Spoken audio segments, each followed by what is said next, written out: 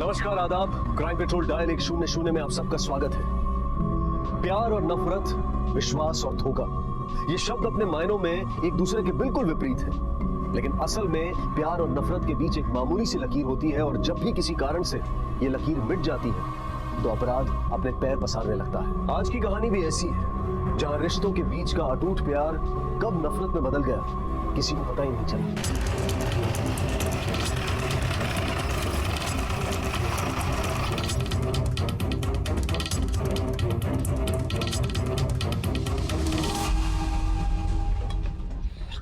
Sir यहाँ तो ताला लगा हुआ है और काफी बदबू भी आ रही है।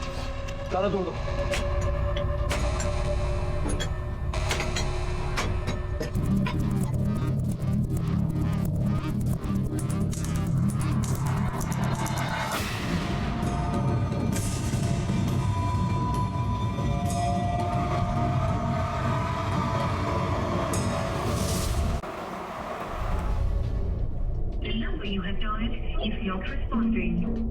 बेटा क्या बात है, कुछ परेशान से लग रहा है। वहाँ मुंबई में सब ठीक तो है ना? पापा बहुत देर से बरखा का फोन ट्राई कर रहा हूँ, लग नहीं रहा है। ये पहली बार नहीं हुआ है।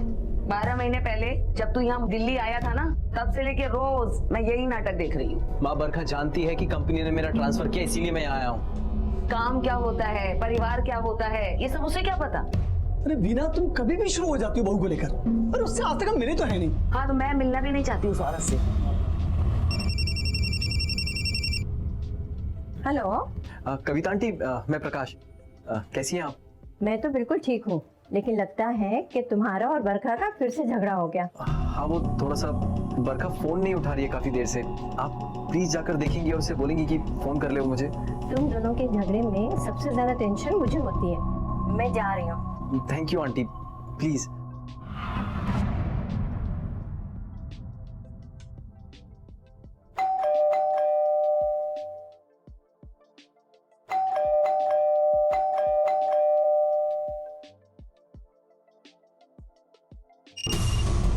आंटी। हाँ बेटा, मैं बहुत देर से बेल बजा रही हूँ, लेकिन लगता है घर में कोई नहीं है। अच्छा आंटी, शायद हो सकता है कि बरखा कहीं बाहर गई हो।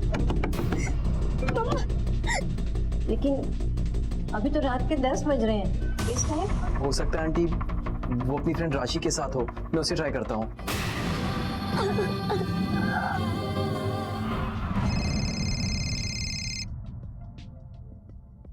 हेलो। हाय राशि, बरखा है क्या तुम्हारे साथ? बरखा? नहीं, मैं तो अहमदाबाद में हूँ। कोई बात है क्या? नहीं, वो एक्चुअली बहुत देर से उसका फोन ट्राई कर रहा हूँ, लग नहीं रहा है। कविता आंटी घर भी गई तो उन्होंने कहा कि घर पे भी कोई नहीं है, तो मुझे लगा शायद तुम्हारे साथ होगी। नहीं प्रकाश, वो मेरे साथ नहीं है। हो सकता है किसी काम से बाहर गई हो और फोन स्विच ऑफ हो गया हो। हो सकता है। या फिर तुम दोनों का कोई झगड़ा हुआ हो। नहीं नहीं, चलो मैं रखता हूँ।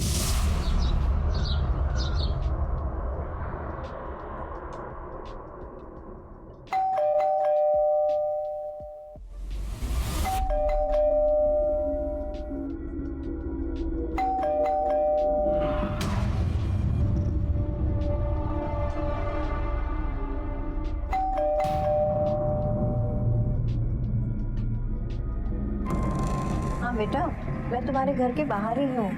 कई बार घंटे बजाए, लेकिन कोई खोल ही नहीं रहा। लगता है बरखा अभी तक आई नहीं है।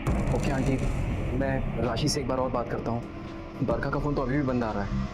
ठीक है। नहीं, मुझे बरखा का कॉल नहीं आया।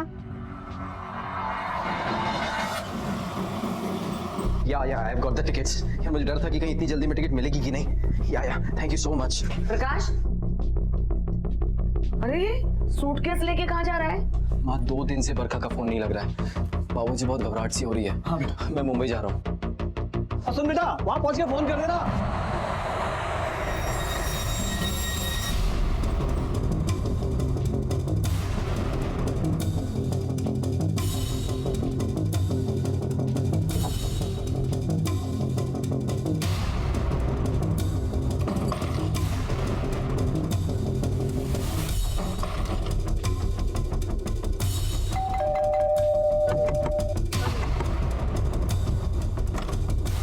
बरखा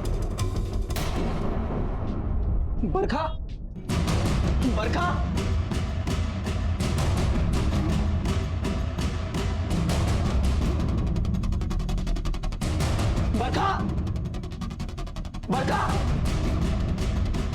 बरखा, बरखा।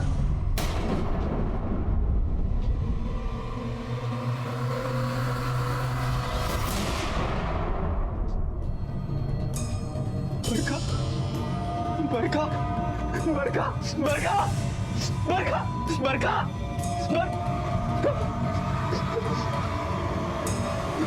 बरखा।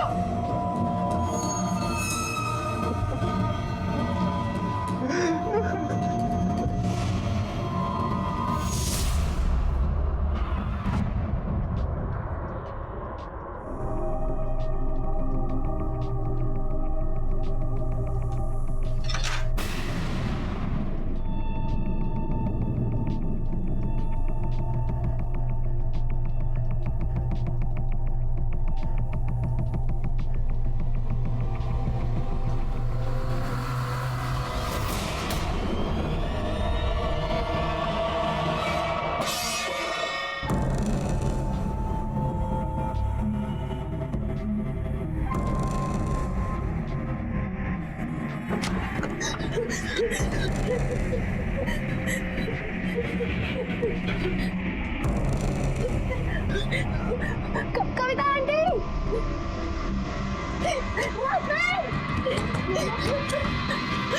कविता क्या मम्मा, मम्मा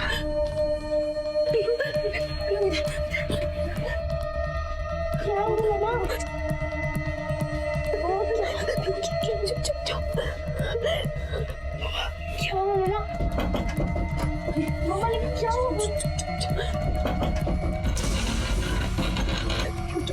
मेरे बच्चे कुछ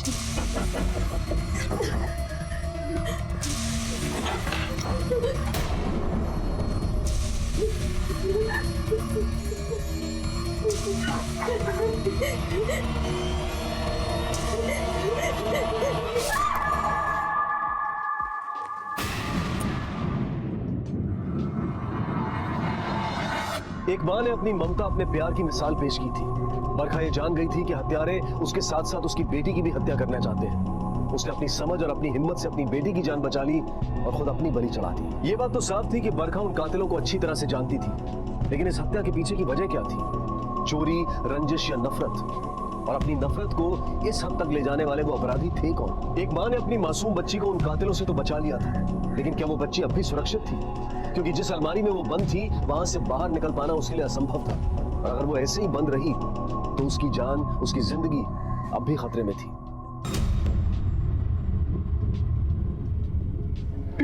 पीयू, पीयू, पीयू, पीयू, पीयू।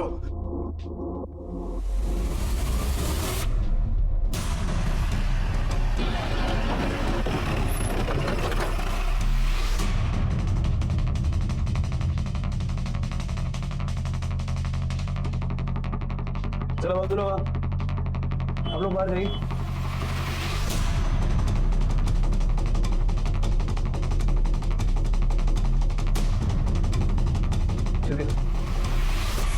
सर किसी ने मेरी बीवी को मार दिया सर। मेरी बेटी भी गायब है, 8 साल की है सर। नाम है उसका, पूरा घर ढूंढ लिया सर, कहीं नहीं मिली। सर प्लीज उसे ढूंढिए सर। बैठिए, हम देखते हैं सर, प्लीज देखते हैं। आप कौन है? मैं इनकी पड़ोसन। स्मिता,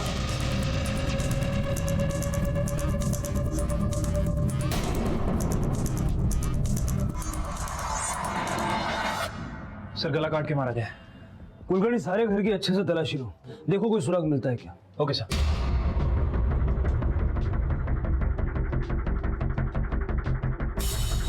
क्या नाम बताया आपने? प्रकाश। देखिए मुझे लगता है कि जिसने आपकी पत्नी को मारा है, आपकी बच्ची भी शायद उसी के पास। आपको कोई कॉल आया रैंसम वगैरह की? कैसे? 2 दिन से कहाँ? दिल्ली में था सर। किस काम से गए थे? मैं वहीं रहता हूँ सर। फैमिली से दूर? कोई खास वजह? नहीं सर, बस 1 साल पहले मेरा ट्रांसफर हुआ तो मैं वहीं शिफ्ट हो गया। तो आपकी पत्नी और आपकी बच्ची आपके साथ दिल्ली क्यों नहीं गई? मैंने बोला था बरखा को चलने के लिए, उसे ऐसा पता तो उसने कहा कि दिल्ली के पॉल्यूशन में उसको प्रॉब्लम होगी। और हमारी पीयू का जन्म भी 7 महीने में ही हो गया था, तो उसने कहा कि उसके लिए भी दिल्ली ठीक नहीं है। हादसे की खबर आपको कब लगी? सर मैं 2 दिन से बरखा को ट्राई कर रहा था, लेकिन वो फोन नहीं उठा रही थी। मुझे घबराहट सी होने लगी, इसलिए मैं आज सुबह मुंबई आ गया। और जब घर आया तो देखा सर प्लीज प्लीज मेरी बेटी को ढूंढिए सर, सिर्फ बहुत छोटी है सर। पीयू की फोटो दिखाइए आप। हाँ सर सर मेरा मोबाइल चोरी हो गया था कुछ दिन पहले, ये अभी लिया है, इसमें नहीं है। कोई फोटो नहीं है आपके पास पीयू की? होगी सर, पीयू की अलमारी में होगी। क्या हुआ? सर ये कभी लॉक नहीं रहती है, चाबी चाबी क्यों ना बॉडी ला पोस्टमार्टम सर्टिफिकेट पटवा। सर कुछ समझ नहीं आ रहा है। बरखा का मर्डर हो चुका है, घर में चोरी हुई थी और बच्चे इस तरह अलमारी में बंद। पिछले 3 दिन का बिल्डिंग का सीसीटीवी फुटेज चेक करो और जरा वॉचमैन से पूछताछ करो। Okay sir. सर पूरे घर में कहीं भी फोर्स एंट्री का निशान नहीं है। सर इसका मतलब ये हुआ कि बरखा हमलावर को अच्छी तरह से जानती थी। इसका फायदा उठा के वो घर में घुसा, फिर बरखा ने उसके लिए चाय बनाई, फिर मौका पाकर उसने वारदात को अंजाम दिया। कुलकर्णी, हमलावर एक से ज्यादा था। ये देखो चाय के टोटल 3 कप टूटे हैं। इसका मतलब 2, 3 या शायद उससे ज्यादा लोग आए थे। एक और बात, चल ये देखो कुलकर्णी, बच्ची के कमरे के दरवाजे को फोर्सफुली तोड़कर खोला गया। हो सकता है कि जब बरखा उन लोगों के लिए चाय लेके आई उस वक्त उसे उन लोगों के इरादों की भनक पड़ गई और उसने अपने आप को कमरे में बंद करने की कोशिश की। सर देखकर तो लग रहा है कि हमलावर चोरी के इरादे से आया था। बरखा का फोन, मोबाइल, ज्वेलरी सब कुछ गायब है। और सर दूसरे कमरे की अलमारी भी पूरी तरह से खुली हुई है, सामान इधर उधर बिखरा हुआ है।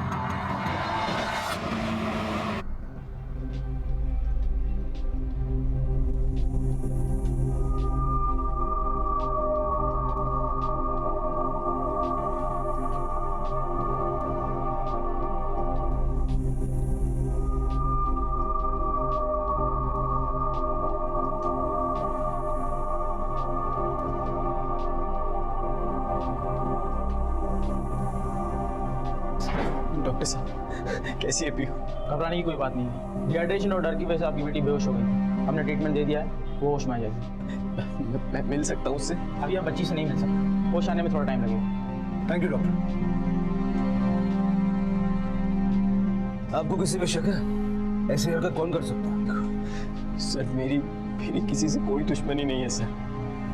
कभी कभी दोस्ती दुश्मनी से ज्यादा खतरनाक होती है। कातिल बड़ी आसानी से घर में दाखिल हुए थे। बरखा ने उनके लिए चाय भी बनाई थी। शायद बरखा को उनके इरादों की भनक लग गई, इसलिए उसने अपने आप को कमरे में बंद कर लिया और शायद उसे ये भी डर लगा कि वो बच्ची को मार सकता है, इसीलिए उसने पीयू को अलमारी में लॉक कर दिया। सर लेकिन मेरी बीवी और बच्चे को मार के किसी को क्या मिलने वाला था? ये तो वही लोग बता सकते हैं। आप एक बात बताइए, आपने 2 दिन तक पुलिस को इन्फॉर्म क्यों नहीं? सर ऐसा पहली बार नहीं हुआ था। पहले भी बरखा कई बार मोबाइल बंद कर चुकी थी। जब भी कभी मुझसे नाराज हो जाती थी वो मोबाइल बंद कर लेती थी। और अभी 2 दिन पहले भी हमारी बहस हुई। जिंदगी काटने और गुजारने में फर्क होता है बरखा। जिंदगी जितनी लंबी लगती है उतनी ही छोटी होती है, और हम लोग अपनी जिंदगी के कीमती पल ऐसे ही बर्बाद कर रहे हैं। तो क्या करूं? जितनी जिंदगी बची है उसे भी खत्म कर दूं? तो जानते हो ना मुझे अस्थमा की प्रॉब्लम है। और मम्मी आज तक मिली नहीं हूं उनसे, लेकिन फोन पर जितनी भी बात हुई है ना, उससे तो ऐसा लगता है कि अगर 4 दिन भी हम साथ में रहना तो वैसे ही नहीं बचूंगी। तुम माँ की फिक्र मत करो, वो दिल की बुरी नहीं है। लेकिन दिल्ली की हवा, तुम तो जानते हो ना वहाँ कितना पॉल्यूशन है। सांस लेना भी मुश्किल हो जाएगा मेरा वहाँ। और पीहू का तो सोचो। देखो अगर हम साथ रहेंगे तो। 1 मिनट प्रकाश, अगर तुम्हें हमारे साथ ही रहना होता ना तो कब का ट्रांसफर लेकर मुंबई आ चुके होते। तुम्हें अगर साथ रहना है तो यहाँ आ जाओ, वरना जो करना है करो। मैं रख रही हूँ। बरखा, जब बरखा इस तरह पहले भी फोन बंद कर देती थी तो इस बार ऐसा क्या हुआ कि आप मुंबई तक आ गए? सर पहले जब भी वो फोन बंद करती थी तो मैं अपनी पड़ोस वाली कविता आंटी से बोलता था उससे बात कराने के लिए, लेकिन इस बार जब कविता आंटी घर गई तो बरखा घर पे नहीं थी। फिर मैंने राशि को फोन किया तो राशि ने बोला कि वो भी मुंबई में नहीं है। सर मुझे उसके बाद घबराहट सी होने लगी, इसलिए मैं मुंबई चला आया। हेलो बेटा, तुमने वहां पहुंचकर कोई फोन ही नहीं किया? वहां सब ठीक तो है ना? कुछ ठीक नहीं है पापा। पापा प्लीज आप जल्दी आ जाओ। हाँ, लेकिन प्रकाश बात क्या है ये तो बता। पापा बरखा नहीं लगी। बरखा नहीं रही? ये तू क्या कह रहा प्रकाश? और पीयू भी हॉस्पिटल में। हाँ बेटा, लेकिन तू अपना ख्याल रखना, पीयू का भी ख्याल रखना। हम जल्दी से जल्दी पहुंचते हैं। पापा प्लीज आप जल्दी आ जाओ। हाँ बेटा, हाँ। क्या हुआ? अरे वो कह रहा कि बरखा नहीं रही। आपने बरखा के घर वालों को खबर कर दी?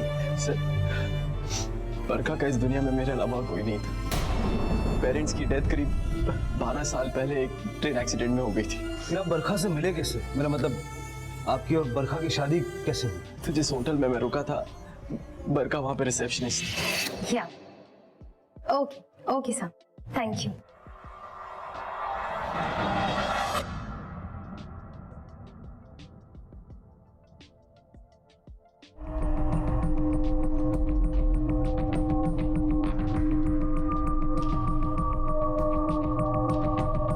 Excuse me sir, excuse me? क्या आपको नहीं पता किसी लड़की की फोटो खींचना गलत बात है? आप मेरी फोटो कैसे ले सकते हैं? अच्छा, चेक इट।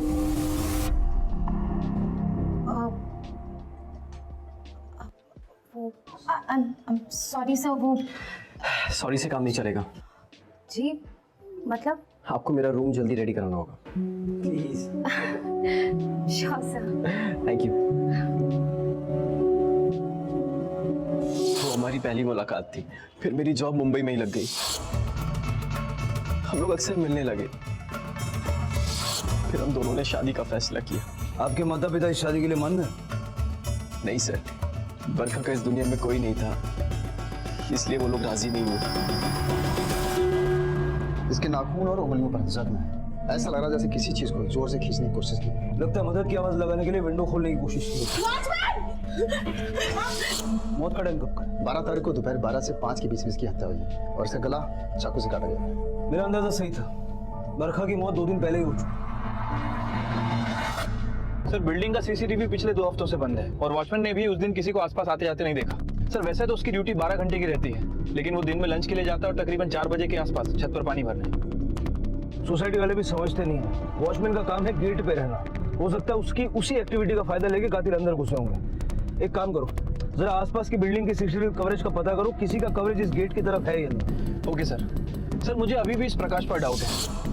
प्रकाश और बरखा पिछले 1 साल से एक दूसरे से अलग रह रहे हैं। हो सकता है कि इस दौरान प्रकाश का किसी के साथ अफेयर हो गया हो, या फिर बरखा का, और ये बात प्रकाश को पता चल गई। इनकार तो किसी भी पॉसिबिलिटी से नहीं किया जा सकता। मुझे राशि से बात हुई? हाँ सर, फिलहाल वह अहमदाबाद में और कल मुंबई आ रही है। बरखा राशि की बहुत अच्छी दोस्त थी, तो हो सकता है कि राशि से कोई राज छुपा ना हो। वैसे एक काम और करो, प्रकाश और बरखा की कॉल रिकॉर्ड करो। Okay sir. कविता जी, आप प्रकाश और बरखा को कब से जानती हैं? 3 साल से वो लोग यहाँ रह रहे थे, तभी से जानती हूँ मैं उन्हें। अच्छा, तो दोनों का आपस में रिश्ता कैसा था? बहुत प्यार करते थे वो लोग एक दूसरे से, लेकिन अभी जब से प्रकाश दिल्ली गया है ना, तब बरखा थोड़ी रूठी रूठी रहती थी और 1-2 दिन बात भी नहीं करती थी उससे। मैंने समझा इस बार भी ऐसे कुछ होगा, लेकिन अच्छा, ये जब प्रकाश दिल्ली गया तो बरखा से कोई मिलने आता था? मेरा मतलब कोई भी औरत या आदमी? नहीं, बरखा बहुत रिजर्व थी, बस अपनी बच्चे में ही मस्त रहती थी वो।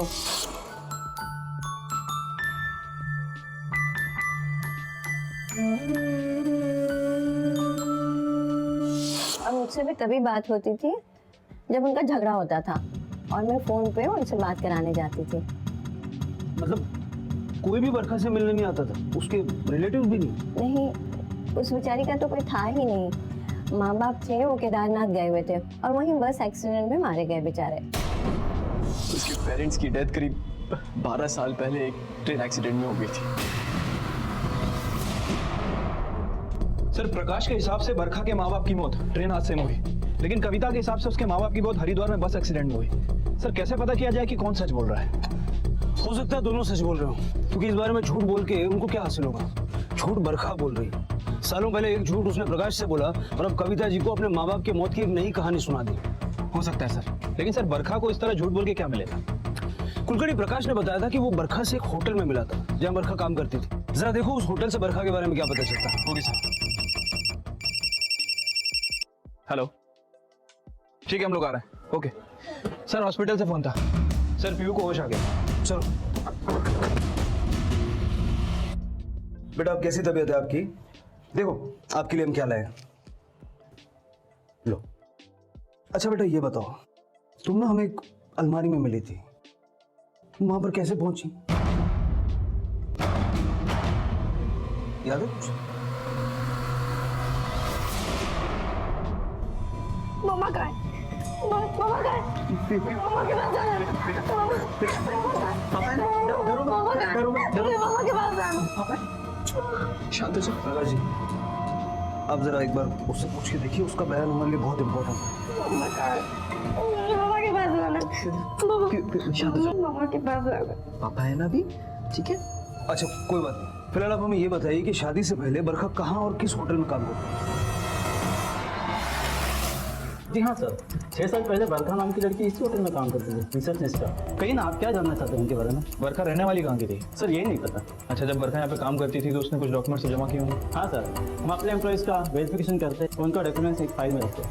हमें वो फाइल देती हैं। जी अभी मंगाता हूँ सर, शादी से पहले बरखा जिस होटल में काम करती थी, वहाँ से पता चला है कि बरखा कानपुर के उन्नाव की रहने वाली है। और जब मैंने उन्नाव पुलिस से कांटेक्ट किया तो उन्होंने बताया कि बरखा 12 साल पहले किसी नंदन सिंह के साथ वहाँ से भाग गई है।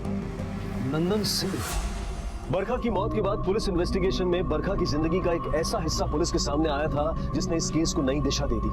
12 साल पहले बरखा नंदन नाम के एक शख्स के साथ उन्नाव के एक पास के गांव से भागकर मुंबई आई थी। लेकिन उसके बाद बरखा की जिंदगी में क्या हुआ, नंदन और बरखा के रास्ते अलग क्यों हुए और क्यों बरखा अपने पति और अपनी जान पहचान के लोगों से झूठ बोल रही थी, ये अब तक एक राज था। इंसान या तो मजबूरी में झूठ बोलता है या फिर तब जब वो कुछ गलत करता है। तो बरखा के झूठ बोलने की वजह क्या थी, आखिर सच क्या था? आपसे बरखा ने किसी नंदन का जिक्र किया था? नंदन? नहीं सर, मैं किसी नंदन को नहीं जानता। कौन है ये? बरखा ने आपसे कई सारी बातें छुपाई हैं। पहले ये कि उसके पेरेंट्स जिंदा हैं। क्या? दूसरी ये कि वो कानपुर के पास उन्नाव की रहने वाली थी। आज से 12 साल पहले उसका नंदन के साथ अफेयर था और वो उसी के साथ भाग कर यहाँ आई थी। ये आप क्या बोल रहे हैं सर? बरखा ये सब? आपको सचमुच बरखा के बारे में कुछ नहीं पता? नहीं सर, मुझे तो ये भी नहीं पता कि बरखा के पेरेंट्स जिंदा है। सर मैं आपसे कह रहा हूँ, बरखा इतना बड़ा झूठ मुझसे नहीं बोल सकती। झूठ तो आपसे बोला गया, अब हमें ये पता करना है कि और कौन कौन झूठ बोल रहा है। सर यहाँ तो नंदन का नया चैप्टर स्टार्ट हो गया। ये कहानी कहाँ जाकर रुकेगी कुछ समझ नहीं आ रहा है। कुलकर्णी, प्रकाश को देख के तो नहीं लगता कि उसे नंदन के बारे में कुछ भी पता है। सर फिलहाल तो सारा शक इस नंदन के ऊपर जा रहा है। कुलकर्णी तुम उन्नाव जाओ और पता करो कि बरखा और नंदन की जिंदगी में हुआ क्या था। मुझे भी लगता है कि बरखा की हत्या के तार उन्नाव से जुड़े हुए हैं। Okay sir. प्रकाश,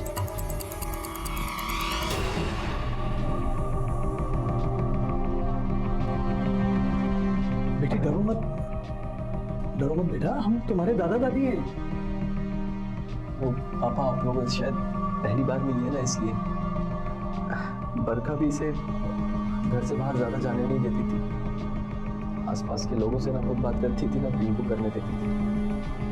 बेटा ऐसा वही लोग करते हैं जिनके मन में चोर होता है। और प्रकाश, तुझे बरखा के बारे में पुलिस ने सब बता दिया ना? देख लिया ना कैसी थी वो? अरे झूठ बोलकर शादी की थी तो मुझे चुप कराने से क्या होगा? जो हुआ वो बदल जाएगा। उस बरखा के साथ ना यही होना चाहिए था। जैसी करनी वैसी भरनी। खुद तो चली गई और तुझे छोड़ गई। देख पूरी जिंदगी पड़ी है तेरी। मीना, तुम जो मुझे इस तरह चुप करा देते हो ना, ये सब उसी का नतीजा है। माँ हूँ मैं इसकी, बुरा नहीं चाहूंगी। उनका प्यार हो, तुम इसको हराना चाहती हो। नहीं, बुरा तो हो गया, कर गई ना इसकी माँ बुरा। प्रियो, क्या हरकत है ये? हाँ प्रकाश, बच्ची है, कोई बात नहीं। ये सब तेरी माँ इतनी बड़ी समझदार नहीं है, उस बच्चे को क्यों डांटना था?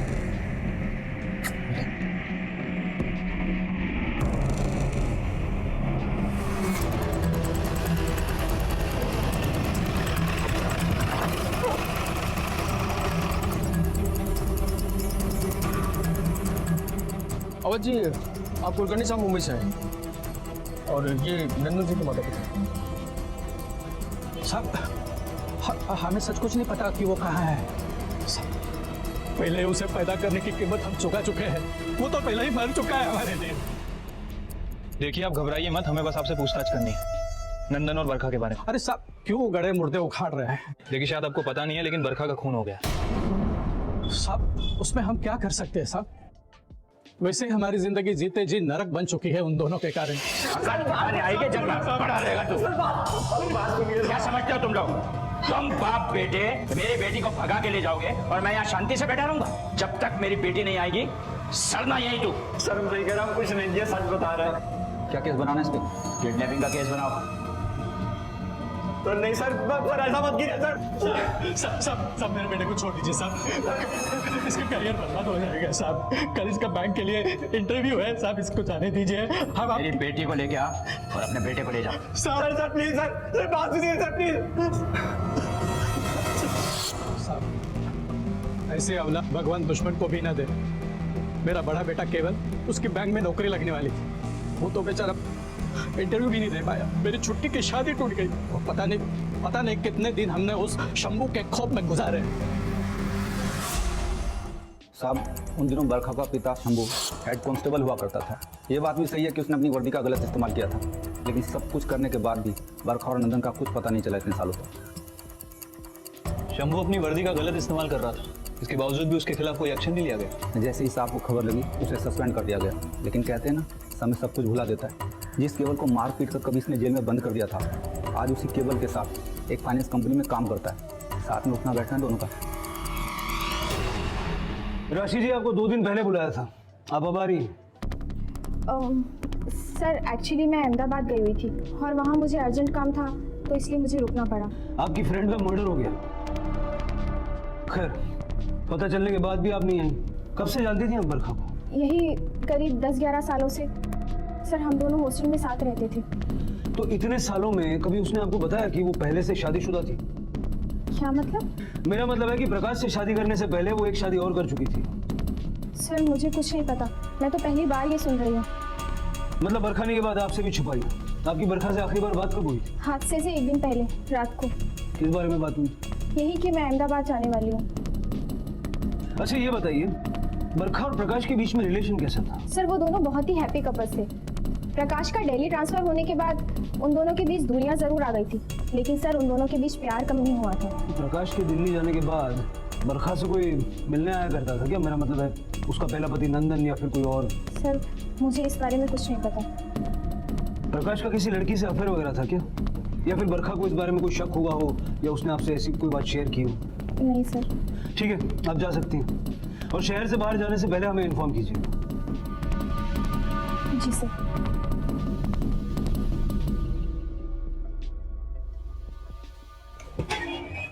सर प्रकाश और बरखा की कॉल रिकॉर्ड सही है। हमारे काम का कुछ मिला? सर इसमें ऐसा कोई नंबर नहीं है जिसपे उनकी ज्यादा बातें होती थी, और प्रकाश और बरखा के आपस में भी इतनी ज्यादा बातें नहीं होती थी। बरखा मर्डर केस एक जगह पर आकर रुक सा गया था। बरखा ने सभी से अपना अतीत छिपाया था। नंदन जिसके साथ वो घर से भागी थी, उसका कहीं कुछ पता नहीं था। आखिर इन दोनों के अलग होने की वजह क्या थी, जबकि इन्होंने अपने प्यार की वजह से अपनों से भी दुश्मनी मोल ले ली थी। पुलिस का ऐसा मानना था कि भले ही बरखा का मर्डर 12 मार्च 2017 को हुआ था, लेकिन उसकी हत्या के तार 12 साल पहले से भी जुड़े हो सकते थे। पुलिस को प्रकाश पर भी शक था कि कहीं उसे बरखा के अतीत के बारे में पता तो नहीं चल गया था। पुलिस हर पहलू की बारीकी से जांच कर रही थी, लेकिन उन्हें अब तक कोई सुराग नहीं मिला था। प्यार और नफरत से भरे कई चेहरों के बीच बरखा की बेटी अपनी मां को ढूंढ रही थी। उसकी मां उसके सामने आई भी, लेकिन आखिरी बार।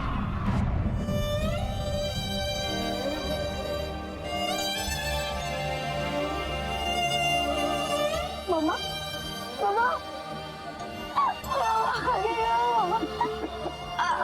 क्यों लेटे हो? मम्मा क्यों लेटे हो?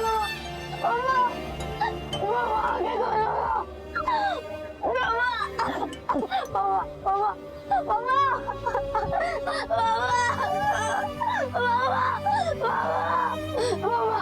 मम्मा आगे करो। मम्मा आगे करो। मम्मा छोड़ो मुझे। राम नाम, राम नाम, राम नाम, राम नाम।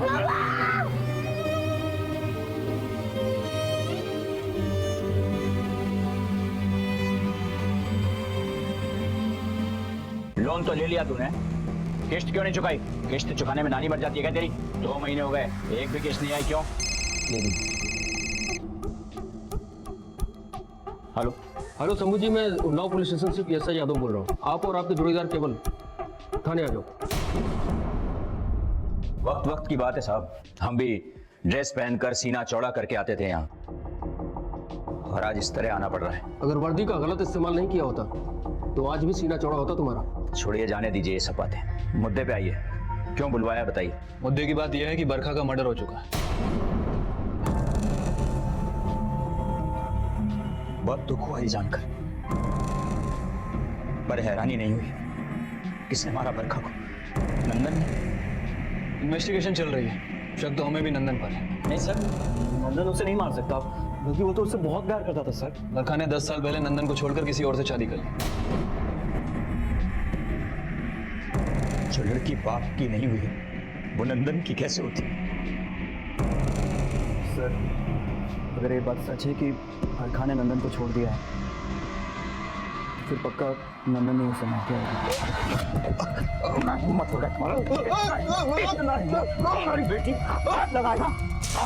मैं तुझे जिंदा छोड़ रहा हूँ, और आज के बाद अगर मेरी बेटी को देखा ना, तेरा भाई, बाप, खानदान सबको मारूंगा, जान से मार दूंगा।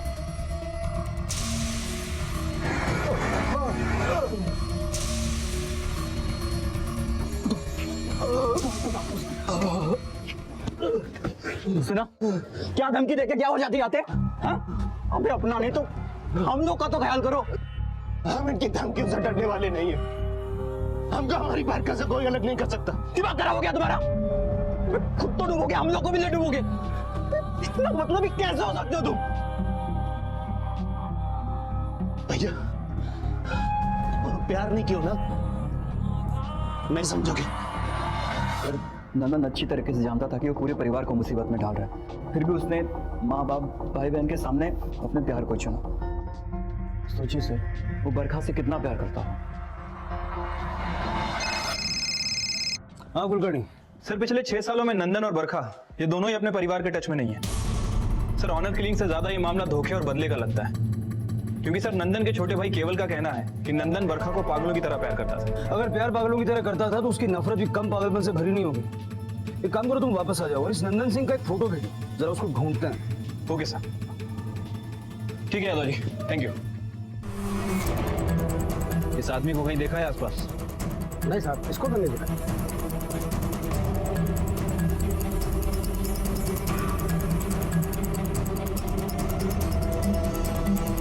इस आदमी को देखा कभी आपने? हाँ सर, अभी 2 महीने पहले देखा था। एक काम कर, तुम यहाँ उतर जाओ, मैं बात करके आता हूँ।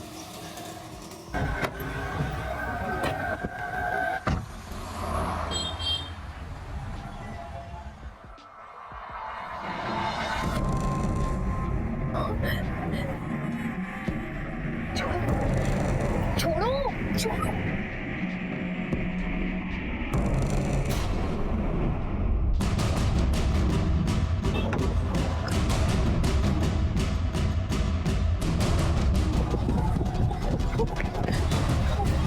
कौन था वो? हाँ? कहाँ गया? पता नहीं कौन था, ऐसे अचानक से आके मेरा हाथ पकड़ लिया, जबरदस्ती करने लगा। मैं चीखने ही वाली थी, वो भाग गया, लेकिन पता नहीं। पुलिस स्टेशन चलो, ऐसे लोगों की कंप्लेन करनी चाहिए, सालों को सजा मिलनी चाहिए। चलो। नहीं रुको, हमें पुलिस स्टेशन नहीं जाना चाहिए, छोड़ो। ऐसे लफंगों के पीछे पड़ने का कोई फायदा नहीं है। चलो छोड़ो, घर चलो। बरखा तुम घर चलो ना प्लीज। पर ये है कौन सर? नंदन, बरखा का पहला पति। क्या? नंदन का फोटोग्राफ सारे खबरों में बांट दो और उसके घर वालों के कॉल रिकॉर्ड भी निकालो। Okay sir. सर गांव में या घर में जरूर किसी ना किसी के कांटेक्ट में होगा। कुलकर्णी, अभी सारा फोकस नंदन पे रखो, हो सकता है उसी ने बरखा को मारा हो। Okay sir.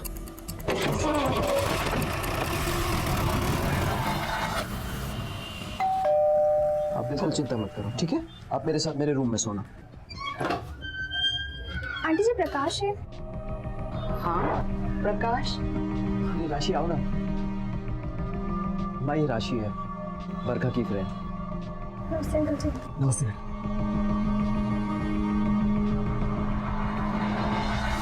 पीहू बेटा, आपने खाना खाया? क्या हुआ माँ? क्या हुआ? देख लड़की अच्छी लग रही है, शादी कर ली। माँ, बरखा की चिता क्या ठंडी भी नहीं है? और आप तो क्या करूं? हाँ, कब तक जिंदा बैठे रहेंगे हम लोग? मैं इतना ही चाहती हूँ ना कि तेरी शादी किसी अच्छी लड़की से हो जाए। और अब तो तू एक बच्चे का बाप भी है, कौन देगा अपनी अच्छी लड़की को? नहीं करनी मुझे शादी।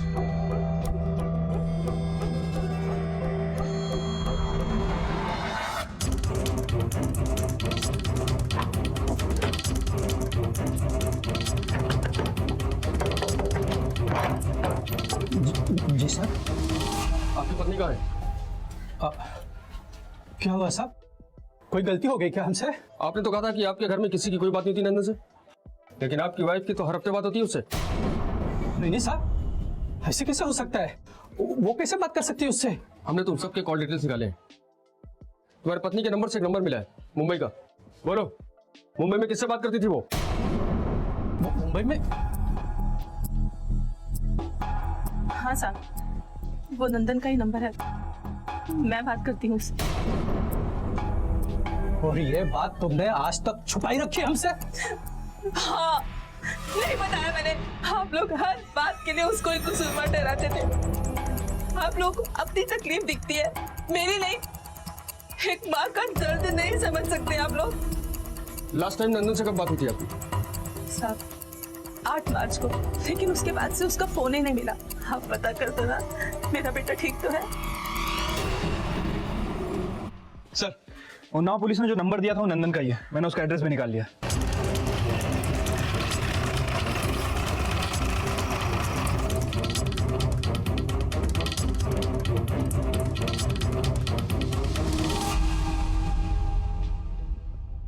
सर, यहाँ तो ताला लगा हुआ है और काफी बदबू भी आ रही है। ताला तोड़ दो।